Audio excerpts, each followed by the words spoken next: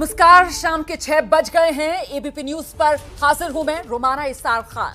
Ukraine की राजधानी है कीव और कीव में रूसी सेना के हमले से मची तबाही का सबसे ताजा वीडियो है जो सामने आ गया है। जोरदार तरीके से हमलावर इस वक्त रूस यूक्रेन पर नजर आ रहा है। कीव पर रूस लगातार हमले कर रहा है, बमबारी कर रहा है चारों तरफ। अगर कीव में इस वक्त कुछ नजर आ रहा है तो वो तबाही के मंजर हैं।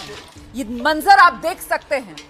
यूक्रेन के महत्वपूर्ण ठिकानों को भी रूस चुन चुन कर निशाना बना रहा है। राजधानी कीव में कई ठिकाने रूसी हमले में पूरी तरीके से तबाह हो चुके हैं।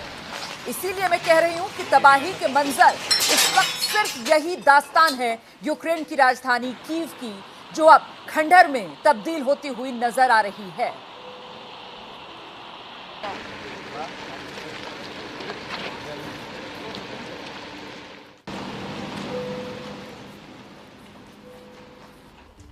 और इन तबाही की तस्वीरों के बीच एक और बड़ी खबर आपको दे देते हैं। यूक्रेन की युद्ध भूमि से बड़ी तस्वीर पहली बार सामने आ रही है।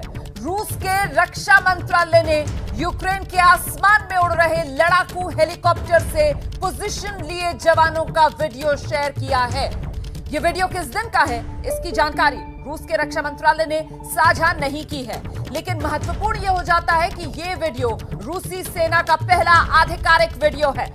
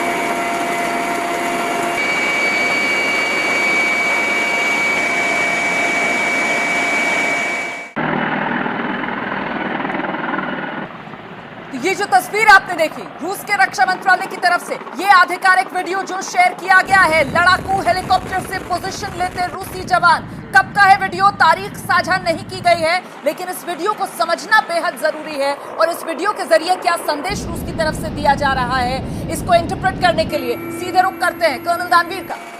ये रूसी अटैक हेलीकॉप्टर्स हैं और इस समय जो स्क्रीन के ऊपर हेलीकॉप्टर 2 रोटर्स के साथ जो दिखा वो कैमॉड KA-50 हेलीकॉप्टर है। उसके अलावा इनके पास और भी हेलीकॉप्टर हैं। Mi-35 असॉल्ट हेलीकॉप्टर है, साथ ही साथ Mi-28 हैवॉक हेलीकॉप्टर है। बहुत ही ख़तरनाक हेलीकॉप्टर हैं और हैवॉक को की तुलना अगर इंडियन ऑडियंस को समझनी हो तो आप हैवॉक को अपाचे के साथ में कंपेयर कर सकते हैं। तो उस लेवल की टेक्नोलॉजी आप देख रहे हैं इस समय रणभूमि पर, युद्ध क्षेत्र पर, और कितने लो लेवल पे फ्लाइंग चल रही है ये। और ये बेसिकली मनूवर हो रहा है जो एयर से हेलीकॉप्टर्स के ज़रिए ट्रुप्स को एक जगह से दूसरी जगह साथ के साथ, इसलिए बोल रहा हूँ क्योंकि Mi-17 भी दिखे थे और साथ के साथ ग्राउंड पर भी आप मूवमेंट देख रहे हैं। टैंक मूवमेंट हो रहा है और उनकी मल्टी यूटिलिटी व्हीकल्स भी आपको दिख रही हैं, लॉजिस्टिक कॉन्वॉयज भी दिख रही हैं और बहुत भारी मूवमेंट हो रहा है, मनूवर हो रहा है, एयर से हो रहा है, लैंड से हो रहा है। और आज यूक्रेन रूस युद्ध का 7वां दिन है, तो क्या अंदाजा लग रहा है आपको इन तस्वीरों को देखकर, कब की होंगी ये तस्वीरें? ये कहा नहीं जा सकता कब की होगी क्योंकि पूरी तरफ मनूवर चल रहा है। इनफैक्ट सर, इस बीच बड़ी खबर आ रही है, आपको रोकना पड़ेगा मुझे। देखिए, फौरन खार्किव छोड़ें। भारतीय विदेश मंत्रालय की तरफ से ये अर्जेंट एडवाइजरी जो जारी की गई है, खासतौर से खार्किव में फंसे भारतीयों के लिए, फौरन खार्किव छोड़ दीजिए। जैसे हो सके खार्किव से बाहर निकलने की कोशिश कीजिए। और वक्त जो बचा है वो सिर्फ और सिर्फ अब करीब 3.5 घंटे का है, क्योंकि 6 बज चुके हैं। भारतीय समय अनुसार रात 9:30 बजे तक के लिए कहा जा रहा है कि 9:30 बजे से पहले पहले आप खार्किव छोड़ दीजिए। और ये घंटे भर में जो दूसरी एडवाइजरी जारी की गई है उसके पीछे की वजह क्या है वो इन तस्वीरों को देखकर आप समझ सकते हैं, क्योंकि इस वक्त खार्किव में सिर्फ और सिर्फ धमाकों की गूंज है। इस वक्त खार्किव दहला हुआ नजर आ रहा है, क्योंकि इन तस्वीरों को देखकर ये समझ आ रहा है कि रूस ने ठान लिया है खार्किव को आज ही पार करना है। और इसीलिए भारतीय विदेश मंत्रालय की तरफ से एडवाइजरी जारी की गई है। 1 घंटे में ये दूसरी एडवाइजरी है जो खार्किव में फंसे भारतीयों के लिए जारी की गई है कि 9:30 बजे तक भारतीय समय अनुसार खार्किव खाली कर दीजिए। इस बीच सीधे रुक करते हैं, हमारे साथ हमारे सहयोगी आशीष कुमार सिंह मौजूद हैं। आशीष कुमार सिंह से जानते हैं। आशीष, ये खार्किव के लगातार जो वीडियो सामने आ रहे हैं जिसमें नजर आ रहा है खार्किव पूरी तरीके से दहला हुआ, ऐसे में वहां फंसे छात्रों से ये अपील की जा रही है कि 9:30 बजे तक आप खार्किव छोड़ दीजिए। क्या उनके लिए किसी तरीके के इंतजाम भी किए जा रहे हैं खार्किव से निकालने के लिए उन्हें? जी हाँ, बिल्कुल। भारत सरकार की तरफ से जो ये एडवाइजरी जारी की गई, 1 घंटे के भीतर दूसरी बार ये एडवाइजरी जारी की गई है और ये सलाह दी गई है रोमाना की 11, 12, 16 किलोमीटर दूर 3 सुरक्षित स्थान है जहां पर पहुंचने के लिए कहा गया है, जहां पर की ये व्यवस्था की गई है इन सभी स्टूडेंट्स को सेफली बॉर्डर तक पहुंचा करके क्रॉस कराने के लिए। लेकिन सबसे ज्यादा जरूरी आप इस एडवाइजरी को देखें, इसमें 2 बार अर्जेंट वर्ड का इस्तेमाल किया गया है, क्योंकि रशिया ने जैसा क्लेम किया था कि खार्किव को उसने पूरी तरह से अपने कंट्रोल में ले लिया है, उस बात का आभास हो चुका है। पूरी तरह से रशिया के कंट्रोल में आने की खबर है और इसी वजह से भारत सरकार बार बार रिपीटेड ये एडवाइजरी जारी कर रही है और ये कहा जा रहा है कि अर्जेंटली सभी भारतीय वहां से सुरक्षित निकले फटाफट और इन 3 जगहों पर सुरक्षित, जो कि 11, 12 और 16 किलोमीटर की दूरी पर खार्किव से यहाँ पर पहुंचे, जहां पर भारत सरकार की तरफ से व्यवस्था की जा रही है सभी भारतीयों को सुरक्षित यहाँ से निकालने की। तो अर्जेंट एडवाइजरी जो भारत सरकार की तरफ से जारी कर दी गई है, खार्किव से 11, 12 और 16 किलोमीटर दूर 3 पते भी बताए जा रहे हैं कि आप किसी तरीके से हो सके इन जगहों पर पहुंच जाइए। 9:30 बजे तक भारतीय समय अनुसार समय तय कर दिया गया है खार्किव को छोड़ने का भारतीयों के लिए, खासतौर से ये एडवाइजरी जो जारी की गई है। अब हम सीधे रुक कर लेते हैं, हमारे साथ एक और खास मेहमान इस वक्त मौजूद है, विदेश मामलों के बड़े जानकार हैं सौरभ शुक्ला जी। जरा उनका रुक करते हैं और उनसे समझने की कोशिश करते हैं। सौरभ, खैरसोन को लेकर रशिया की तरफ से ये दावा कर दिया गया है कि पूरी तरीके से उसका कब्जा। अब खार्किव दहलता हुआ नजर आ रहा है। भारत की तरफ से 1 घंटे में 2 एडवाइजरीज वहां फंसे भारतीयों के लिए जारी की जा रही है। इसके मायने क्या हैं? क्या आज रात में जी खार्किव पर भी क्या रूस अपना परचम लहरा देगा? रोमाना, मैं आपको बताऊं, ये जो एडवाइजरी और खास तौर से जो अर्जेंसी जिस तरह की दिखाई गई है, जाहिर बात है कि सरकार के पास और हमारा विदेश मंत्रालय के पास कुछ ऐसी पुख्ता जानकारी है कि उनके सूत्रों से पता चला है कि वहां पर खतरा बढ़ सकता है। अब किस तरह का ऑपरेशन होगा, क्या होगा, ये तो स्पेकुलेशन नहीं कर सकते, पर जाहिर बात है जो भी आपके माध्यम से इस ब्रॉडकास्ट को देख रहे हैं, किसी तरह कोशिश करें कि वहां से सकुशल जो किसी और जगह पर चले जाएं, क्योंकि बहुत जरूरी है इस वक्त पल पल जो है वो काफी ज्यादा महत्वपूर्ण है, क्योंकि रूस जो है, जैसे मैं पहले भी कह रहा था कि आज की उनकी स्ट्रैटेजी है कि और ज्यादा इंटेंसिफाई कर सकते हैं ये जो अटैक्स हैं। और खार्किव जो है वो उन्होंने, व्लादिमीर पुतिन ने एक अपना मंसूबा बना लिया है कि वहां पर जो विजय है वो हासिल करना उनके लिए स्ट्रेटेजिकली बहुत जरूरी है जी। तो इसीलिए बहुत जरूरी है कि हमारे जो भी नागरिक वहां हो, हालांकि काफी को वहां से निकाल लिया गया है, पर किसी तरह वो सेफ्टी पर चले जाएं। और ये जाहिर बात है, ये जो एडवाइजरी मैं आपको बताऊं कि इसका एनालिसिस मैं यही कर सकता हूं, क्योंकि बार बार जो किया जा रहा है, क्योंकि हमारे जो एक्सटर्नल इंटेलिजेंस एजेंसीज हैं वो भी बाकी इंटेलिजेंस एजेंसीज के साथ पॉइंट टेकन। आप ये कह रहे हैं कि समझना इस बात को चाहिए कि वाकई में इस तरीके की खुफिया जानकारी होगी भारत सरकार के पास कि कोई बड़ा मंसूबा रूस ने पाला हुआ है, खासतौर से आज रात में ही खार्किव को लेकर, जिसकी वजह से एमईए की तरफ से 1 घंटे में ये 2 एडवाइजरी जारी कर दी गई है। और इस बीच एक और बड़ी खबर, युद्ध के 7वें दिन नाटो की तरफ से कहा जा रहा है कि वो चुप नहीं बैठेगा, रूस को जवाब दिया जाएगा। नाटो लगातार यूक्रेन को हथियार सप्लाई कर रहा है। रूस नाटो को धमकी दे रहा है। युद्ध के 7वें दिन रूस की नाटो देशों को सीधे युद्ध की चेतावनी। ये बड़ी खबर है। रूस की तरफ से सीधे नाटो देशों को अब युद्ध की चेतावनी दी जा रही है। और आज रूस यूक्रेन युद्ध का 7वां दिन है।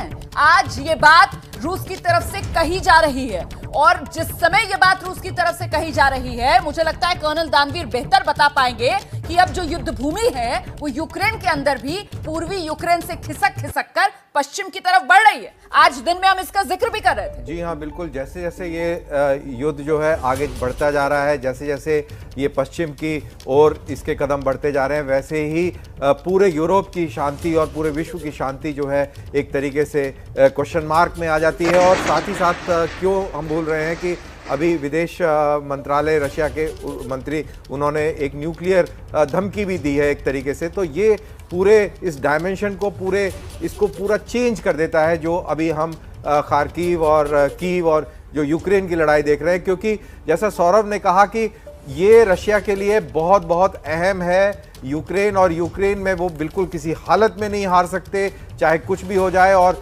क्योंकि रशिया बोल रहा है कि आप हमारे इस लड़ाई के बीच में दखलंदाजी कर रहे हैं, तो आप पे कार्रवाई हो सकती है। मुझे लगता है जल्दी से जरा सौरभ के पास चलना चाहिए और उनसे समझना चाहिए जिस तरीके से रूस आज इस युद्ध के 7वें दिन सीधे अब नाटो को खुली चुनौती, युद्ध की धमकी दे रहा है। यहां से क्या समझा जाए सौरभ? आखिरकार पुतिन का इरादा क्या लग रहा है?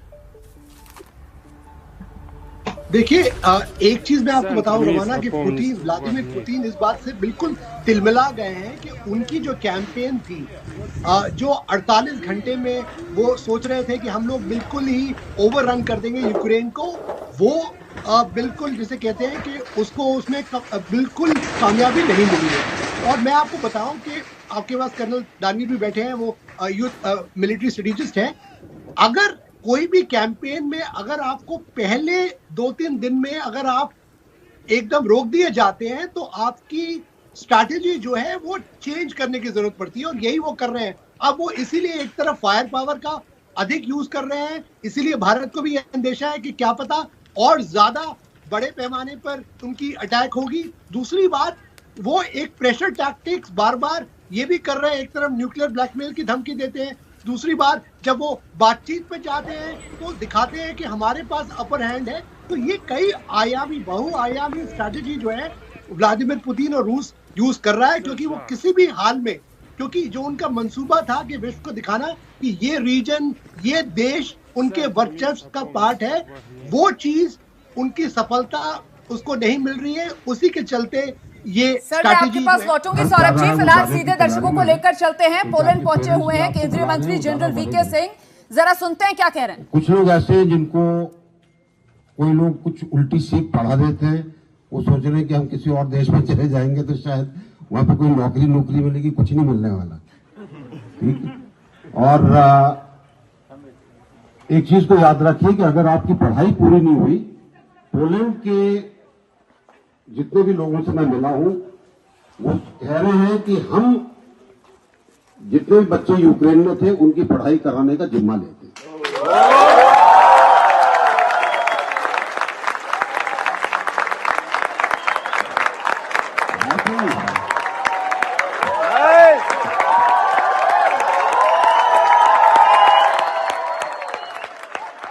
तो इस चीज को सबको बताइएगा।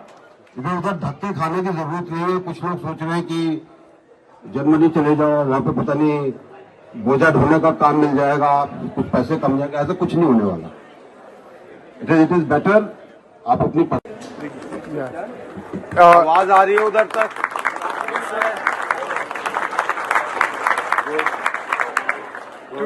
Today we are so fortunate that we have got VK Singh Saab.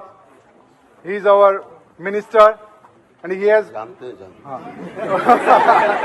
वो पर्सनली आए हैं आपके लिए। जानते हो कि नहीं जानते? Yes sir.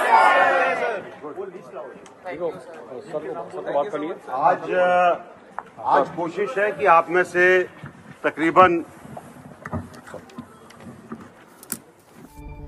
और अब इस वक्त की एक और बड़ी जानकारी मैं आपके साथ साझा करती हूं। यूक्रेन संकट को लेकर प्रधानमंत्री नरेंद्र मोदी का पहला इंटरव्यू। ये इंटरव्यू किया है हिंदुस्तान के प्रधान संपादक शशि शेखर जी ने। इस इंटरव्यू में प्रधानमंत्री नरेंद्र मोदी ने ये आश्वासन दिया है देश को कि भारतीयों की वापसी के लिए, सुरक्षित वापसी के लिए यूक्रेन से भारत सरकार दिन रात जुटी हुई है। और सीधे रुक कर लेते हैं, इस वक्त शशि शेखर जी खुद हमारे साथ फोन लाइन पर मौजूद हैं। शशि शेखर सर, आपने खुद प्रधानमंत्री नरेंद्र मोदी का इंटरव्यू किया है। खासतौर से इस वक्त देश जो है चिंतित है अपने उन युवाओं को लेकर जो यूक्रेन में फंसे हुए हैं। ऐसे में क्या है भारत सरकार का प्लान उन्हें वापस लाने के लिए? आपसे क्या कहा पीएम ने? देखिए रोमाना, इंटरव्यू सिर्फ यूक्रेन पे नहीं था, इंटरव्यू बहुत से मुद्दों पर था। यूक्रेन की भी उनसे बात हुई और वो सारे मुद्दों का इंटरव्यू आप हिंदुस्तान या हिंदुस्तान टाइम्स में कल पढ़िए। जहां तक यूक्रेन की बात है, पीएम बहुत साफ थे, वो लगातार उसका अपडेट ले रहे हैं। उन्होंने 4 मंत्रियों को वहां भेजा है, सब लोग जानते हैं। वो एक एक आदमी को सकुशल वापस लाने के लिए उन्होंने कहा कि हमारी सरकार प्रतिज्ञ है। उन्होंने ये भी कहा कि जो बच्चे, मौसम बाधा बना कई जगहों पर, कई जगह दुश्वारियां आई, लेकिन हमने उनसे पार पाया और इसको डील करने के लिए सरकारी मशीनरी के अलावा जो भारतीय डायस्पोरा वहां था उसका उपयोग किया गया और एनजीओ का भी उपयोग किया गया।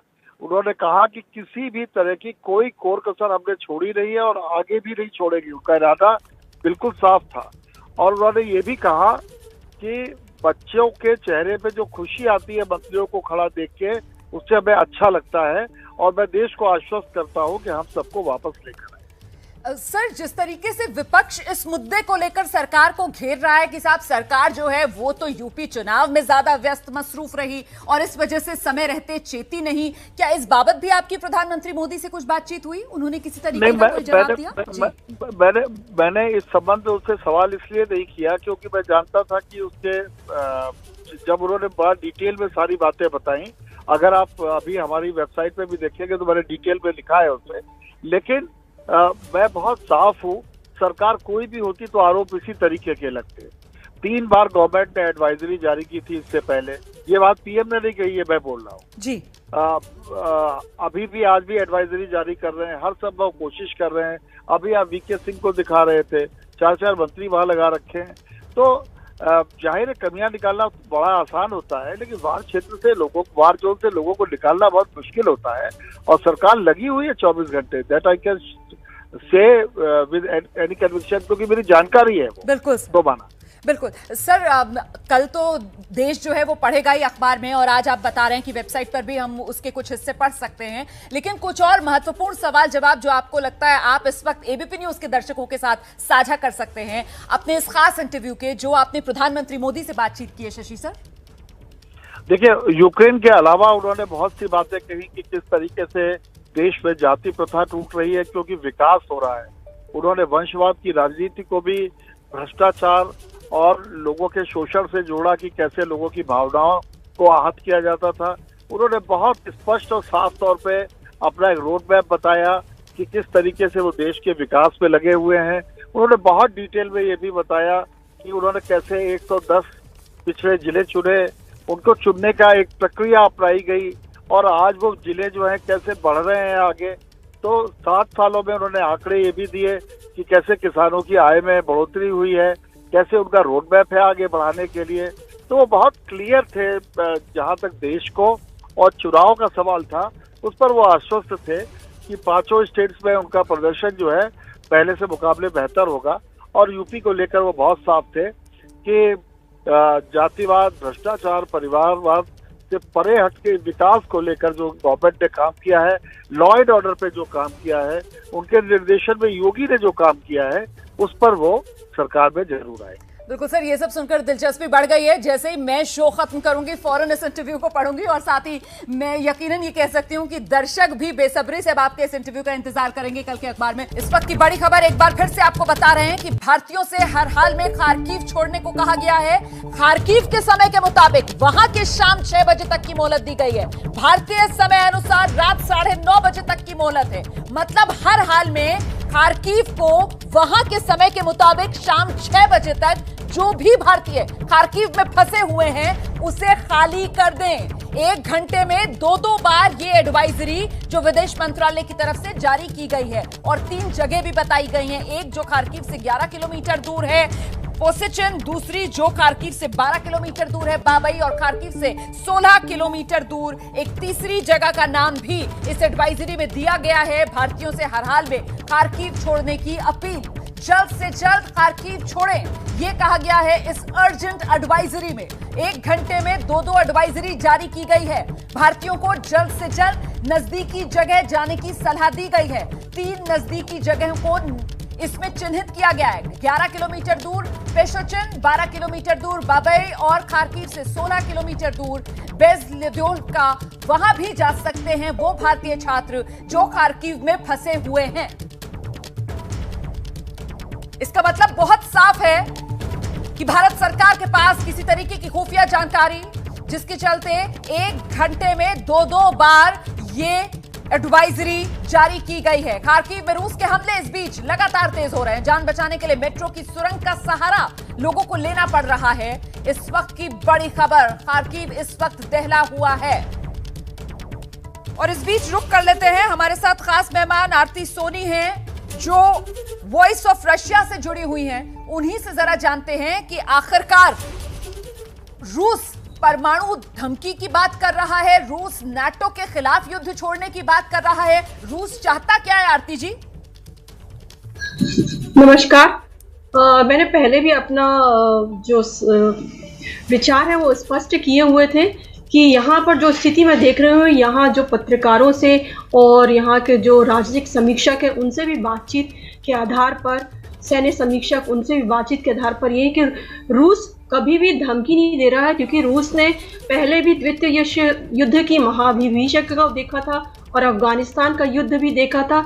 तो इस कारण से रूस कभी भी युद्ध नहीं चाहता है।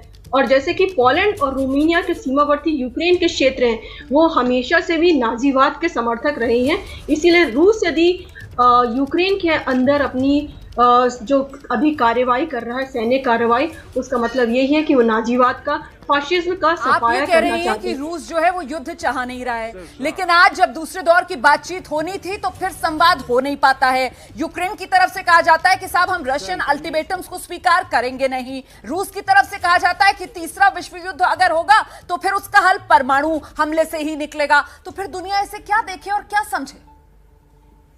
देखिए, रूस और यूक्रेन दोनों के पास में परमाणु अस्त्र हैं।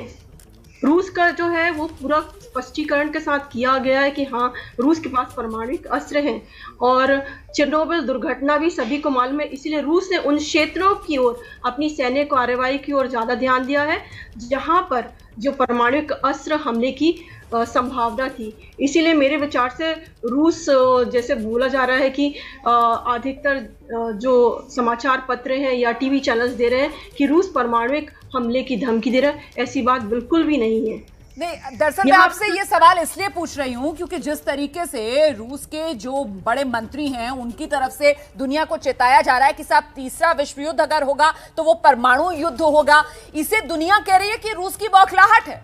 आप लोग जिस मिशन के साथ निकले थे कि 48 घंटे के अंदर अंदर ज्यादा से ज्यादा आप लोग यूक्रेन को पूरी तरीके से अपने कब्जे में ले लेंगे, तो वो प्लान जो है वो चौपट हो गया है। जिस तरीके की साहस और निडरता खासतौर से यूक्रेन के आम लोगों ने दिखाई है, उसने पानी फेर दिया है रूस के प्लान्स पर।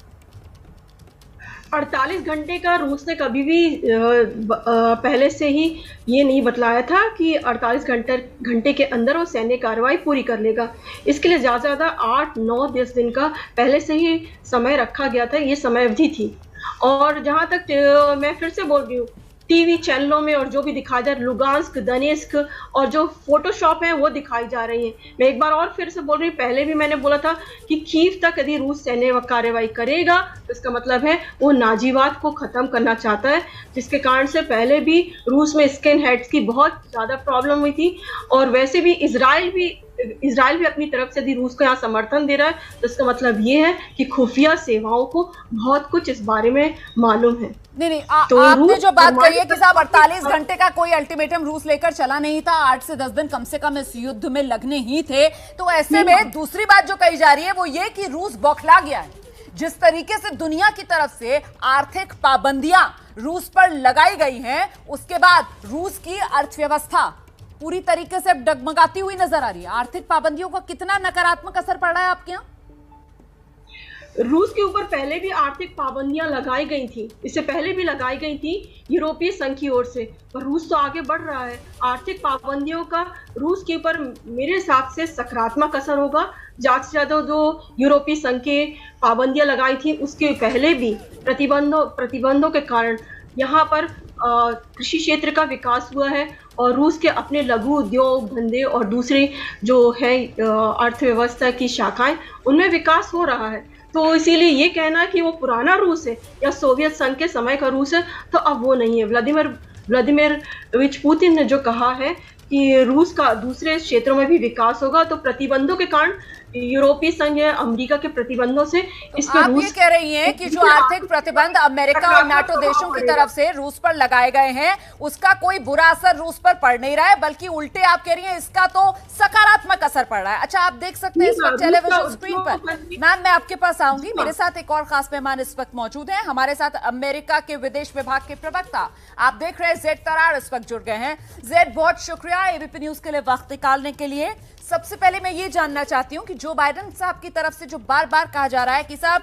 रूस ने ये जो हमला किया ये अनप्रोवोक्ड, मतलब बिना किसी उकसावे का हमला था जो रूस की तरफ से यूक्रेन पर किया गया, लेकिन हमने सुना आज एक बार फिर से रूस के विदेश मंत्री हैं और वो ये कह रहे हैं कि अमेरिका के इशारे पर यूक्रेन चल रहा है। मतलब रूस तो ये कह रहा है सीधे सीधे कि अमेरिका उकसा रहा है और इस वजह से रूस मजबूर है इस अटैक के लिए। जी देखिए रोमाना, आपने अपनी आंखों से देखा होगा कि रूस से और ख़ास तौर पर व्लादिमीर पुतिन और उनके जो इनर सर्कल है उससे बहुत बड़े झूठ निकलते हैं।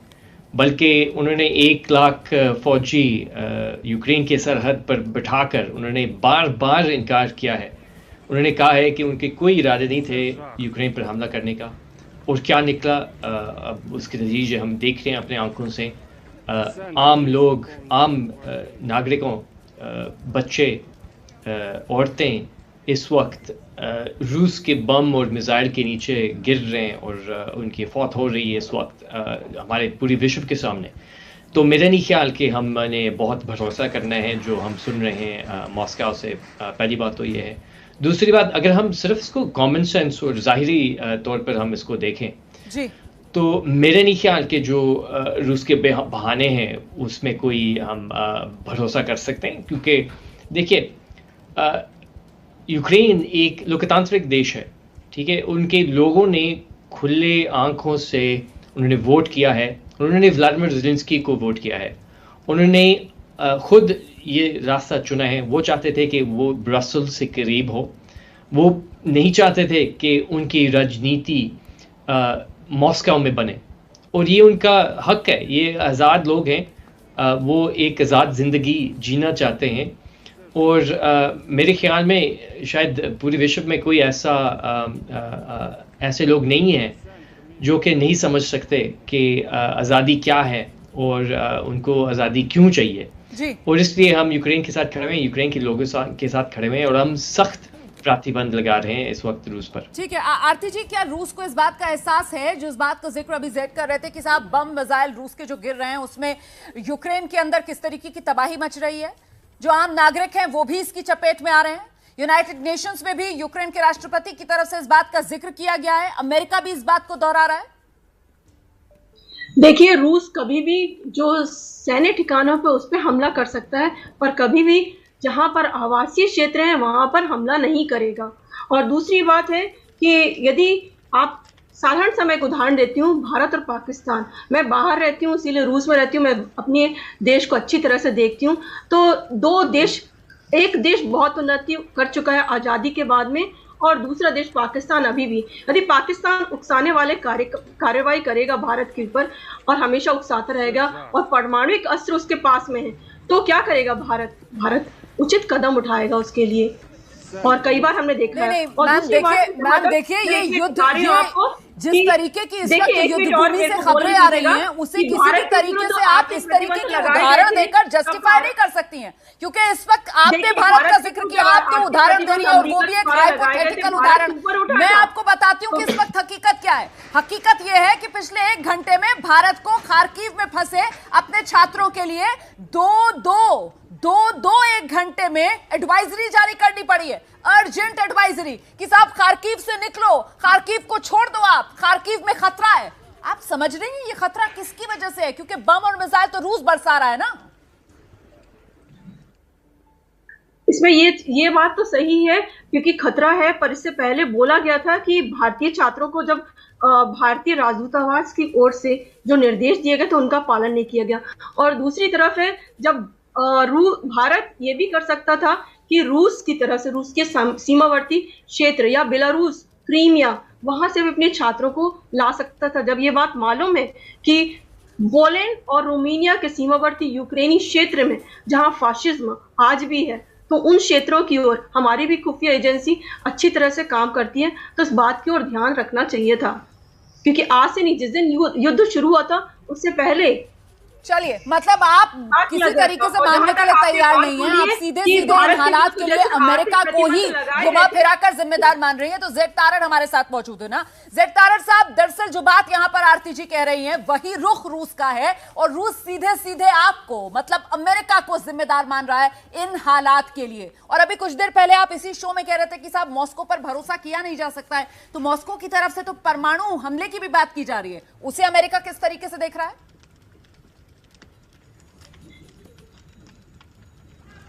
जहाँ तक परमाणु हथियार हैं, हम समझते कि ये जो बहुत आम से जो बातें हम सुन रहे हैं मॉस्को से, ये ख़तरनाक हैं, इसमें पूरे विश्व का कोई फ़ायदा नहीं है। हमारी जहाँ तक न्यूक्लियर राजनीति है उसमें कोई तब्दील नहीं आई, बल्कि जनवरी में हमने बहुत स्पष्ट तौर पर कहा है कि एक न्यूक्लियर युद्ध में कोई जीतने वाले देश नहीं है, उसमें सिर्फ नुकसान है, पूरे विश्व का नुकसान है, और हम इसको बहुत संगीन मामला समझते हैं। देखो सर, युद्ध चाहे परमाणु युद्ध हो या गैर परमाणु युद्ध, हकीकत यही है कि युद्ध में फायदा किसी का नहीं है, सिर्फ और सिर्फ नुकसान है। और सिर्फ उन देशों का नुकसान नहीं है जो आपस में भिड़ रहे हैं, युद्ध कर रहे हैं, बल्कि नुकसान पूरी दुनिया को उठाना पड़ता है, नुकसान पूरी मानवता को उठाना पड़ता है। बहुत बहुत धन्यवाद आप दोनों का मेरे साथ जुड़ने के लिए। और सीधे रुक कर लेते हैं, इस वक्त विदेश मंत्रालय की प्रेस कॉन्फ्रेंस जो शुरू हो चुकी है। स्ट्रैटेजी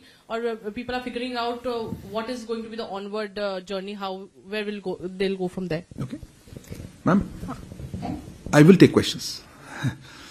तो विजिलैक्शन हूँ मैं इंडिया टीवी से। एक और छात्र की मौत की खबर वहां पर आ रही है, उसके बारे में किस तरह की जानकारी है चंदन Jindal? One more in this round perhaps, or let me answer this. I mean, if you have something different, I'll come round to it. देखिए, नीरज से शुरू करता हूँ। आपने कहा ये रूसी इनपुट्स हैं किस तरह, खुफिया तो पता नहीं कुछ, पर Kanwaljit also asked about the assurances. Look, let me repeat what I said. We have issued this advisory based on inputs that the Russian side has given. We haven't chosen these locations. We haven't chosen the time. These are based on inputs that, as you know, we've been saying, and Foreign Secretary has said, External Affairs Minister also had raised, Prime Minister has also raised, conveyed to his counterparts of the need for a mechanism to safely evacuate our citizens, our nationals. Our advisory is based on inputs that we have received from the Russian side. I can't say anything beyond this because I think that's pretty self-evident. So I think those questions, I think that addresses that. Meghna, your question is also similar. The 3 locations that you mentioned, there's no particular strategy as such. These were locations that are reasonably close, and we feel these are our safe zones. And the request is to see if they can move there. Yes, I understand the difficulties. I understand some places, some people are reporting some difficulties of various kinds, including violence continuing. But look, we will work with that. We are in touch with the student coordinators, and this advisory we would urge everyone to take seriously and leave. Siddhant, you mentioned how many people. It's a very difficult question to answer. We've been trying to give you assessments of where people are. I don't think it will be an appropriate and accurate, considering that we're asking people to move out. As I mentioned, we had an original number of about 20,000 who had registered. Our sense is that the number of people who were there were a little more than who had registered, because we have now a broad understanding that about 17,000 people, or near 17,000 people, have left. So there would have been a little more to begin with who may not have registered, but obviously we will bring back every Indian who's there. So I don't think I know that some people left last night from Kharkiv in some trains, today morning. So I think instead of looking at those numbers, let's see whoever is left, let's see if we can get them all in. As you know, in Kyiv we managed to do that. Fingers crossed that Kharkiv also continues the same way. विजय लक्ष्मी जी, आपने जिक्र किया एक Indian student जिसके बारे में, sorry आप यहीं बैठे हुए हैं, मेरे पास कुछ इसमें खबर है। चंदन जिंदल एक स्टूडेंट विनीत्सिया में पढ़ रहे थे, आज उनकी मौत हो गई, और condolences to the family, but ये नेचुरल कॉजेस में से हुई है। वो काफ़ी दिन से हॉस्पिटल में थे और उनके साथ उनके फैमिली मेंबर हैं यूक्रेन में उनके साथ, और हमारे तरफ से हमारी शोक एंड और deepest condolences. Let me go on to the next set of questions. Okay, hold on. You've been raising your hand earlier, so let me go here. Then come.